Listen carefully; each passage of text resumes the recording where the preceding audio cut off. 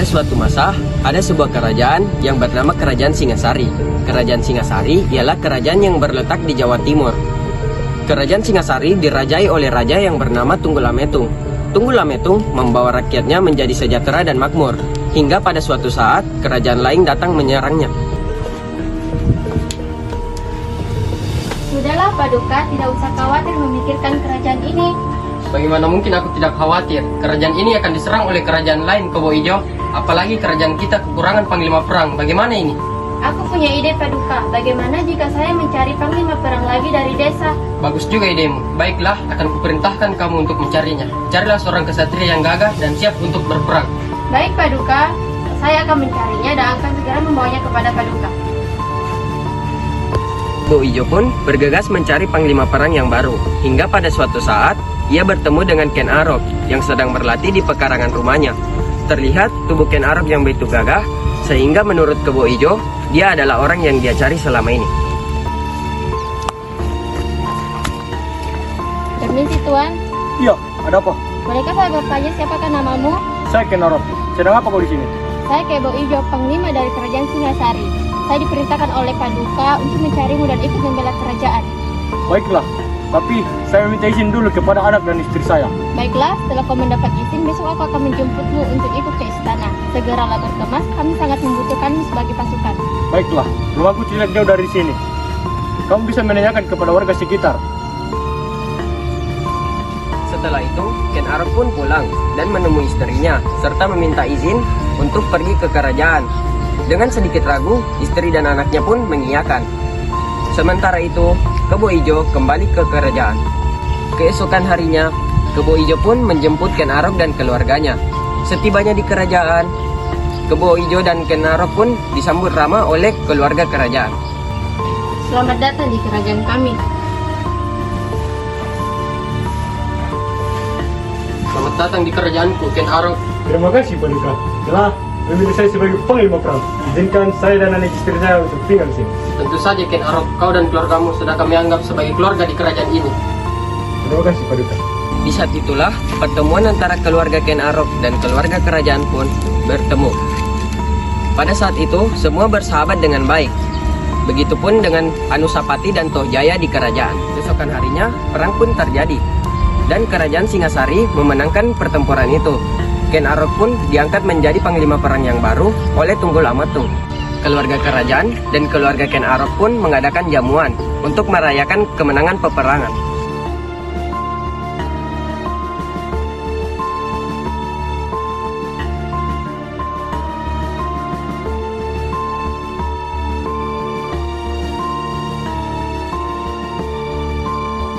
Disitulah Ken Arok mulai merekahkan rasanya secara diam-diam kepada Ken Dedes. Paras ayu Ken Dedes yang begitu menawan tak dapat membendung hasrat Ken Arok untuk tidak mencintainya. Di saat itulah hari di mana para keluarga kerajaan bergembira. Mereka merayakan kemenangan atas peperangan dan juga atas terangkatnya Ken Arok menjadi panglima baru di kerajaan. Hari berlalu cepat, tapi tidak bagi Ken Dedes. Ken Arok pun datang menemui Ken Dedes yang sedang termenung sore hari di tepi danau. Tuan Putri, mengapa engkau melamun? Biar istirahat di dalam saja. Ken Arok, kamu ngadikanku saja. Aku hanya tidak bisa tertidur, Ken Arok. Pasti kamu lagi memikirkan saya. Tidaklah. Apa maksud kamu, Ken Arok? Tiba-tiba, Tohjaya dan Anusapati datang dengan muka curiga sekaligus penasaran. Ayah?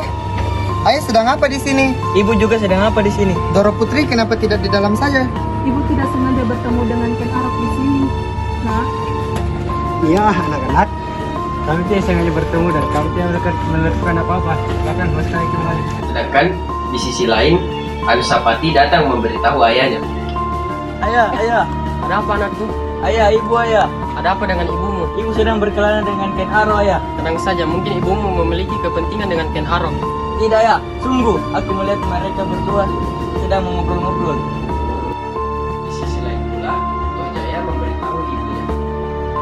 Bu, ayah bu, Ada apa dengan ayahmu, Nat? ayah main mata dengan Ken Dedes. Apa? Iya bu, aku dan Anusapati melihat ayah dan Ken Dedes berduaan di pinggir danau. Tunggul Ametung yang merasa ada yang janggal langsung pergi menemui Ken Arok. Ken Arok pun mulai merasa mual atas ancaman yang diberikan oleh Tunggul Ametung. Lalu pada suatu hari ia pergi menemui Bugatti dan berencana untuk membunuh Tunggul Ametung.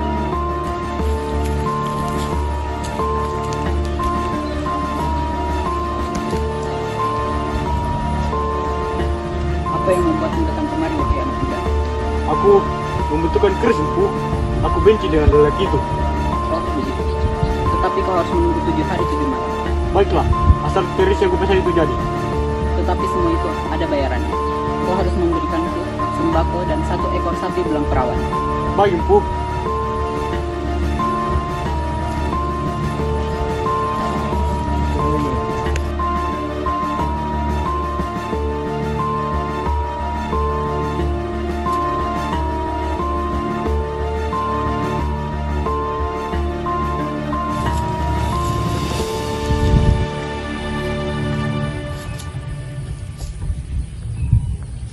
Maaf, Ken Arok. Kerisnya belum siap. Tidak, kesabaranku sudah habis. Kau akan menyesal 7 turunan, Ken Arok.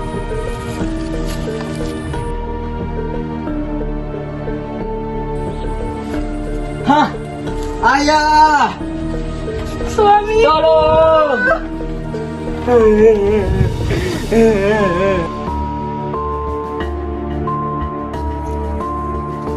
Hei Pelan, kau akan kubayar dengan syarat terlumas dan syarat kau menurut ke Boyjo sebagai pembunuh Tunggul Ametung. Baik Ndoro, tapi kalau saya ketahuan bagaimana? Tenang saja, tidak akan. Tapi saya takut Ndoro. Hei Pelan, biar saja perintah dari Tuan. Baik, saya akan melakukannya. Tak disengaja, Ken Umang, Toh Jaya, dan Anusapati melihat Ken Arok sedang berduaan dengan Ken Dedes. Suamiku, kenapa engkau meninggalkanku sendirian? Sudahlah, Kendi, guys. Yang sabar ya. Suamiku, ternyata benar apa kata Toh Jaya tentang dirimu. Iya, ayah jahat. Tidak, ini tidak seperti apa yang kamu pikirkan, Ken Umang. Sudahlah suamiku, sudahilah janji manismu. Aku tidak menyangka kau seperti ini. Tak lama kemudian, hubungan antara Ken Arok dan Ken Umang pun merenggang. Ia pun akhirnya berhasil memikat hati dari Ken Dedes. Ia pun menikah, dan mereka berdua pun menikah dan diberkati oleh pendeta dengan adat Hindu-Buddha. Setelah diberkati, mereka pun melakukan sebuah jamuan.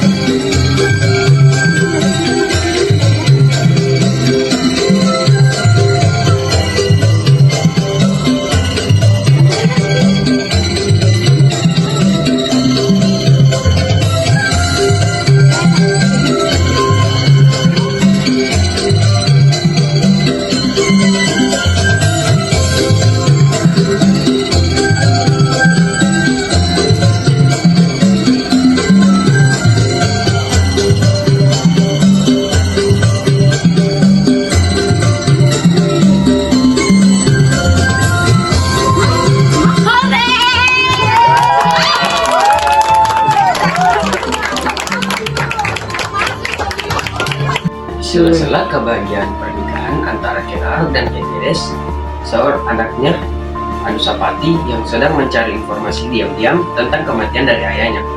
Setelah mengetahui informasi dari seorang pengelasan batil yang terpercaya, dan Anusapati menyuruh orang untuk membunuh Ken Arok menggunakan keris. Setelah membunuh Ken Arok menggunakan keris, Anusapati pun diangkat menjadi seorang raja.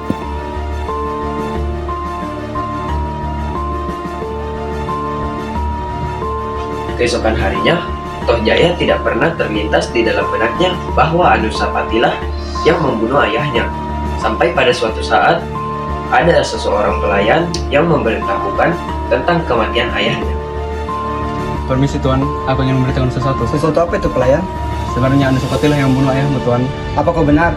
Atau kau hanya membohongiku? Sama sekali tidak Tuan. Aku melihat pada saat itu Anusapati pergi dan membunuh ayahmu Tuan. Baiklah, Tak berselang lama, Toh Jaya pun langsung murka dan bergegas menghampiri dengan membawa keris ayahnya.